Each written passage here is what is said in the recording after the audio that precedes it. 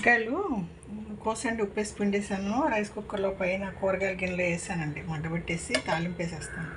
ఈజీగా అయిపోతుంది.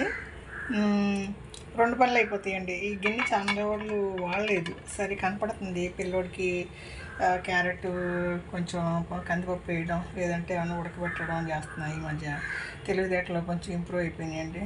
పొట్లకాయని పిండేసి దీని మీద వేసాను. తర్వాత కొంచెం నూనె, తాలింపు దినుసులు వేసి కొంచెం ఉప్పు వేసి కారం వేస్తాను. లేదా కారం బదులు 4 ఎండుమిరపకాయలు ఎక్కువ వేస్తే పొట్లకాయ ఫ్రై రెడీ అయిపోతుందండి. ఇవాళ పరుగులండి. లేచిన కానీ చేతులు ఉడుచుకోవడం, బయట గుమ్మాలు ముగ్గు పెట్టుకోవడం. ఎండ పెరిగిపోయిందండి సార్. నైట్ వచ్చి మనకు వేడి తెలిసిపోతుంది. మళ్ళీ ఏసీలన్నీ దులుపుకొని స్టార్ట్ చేసుకోవాల్సిందే. ఇది వెస్ట్ గోదావరి అమ్మమ్మ వంటల వీడియో అండి. అడిగినాను ఉంది. పైన పొట్లకాయలు పిండాను, రసం పెడతాను, చిక్కుడుకాయలు కోసానండి. అవి కూడా కుక్కర్లో వేసాను, చూపిస్తాను చూడండి.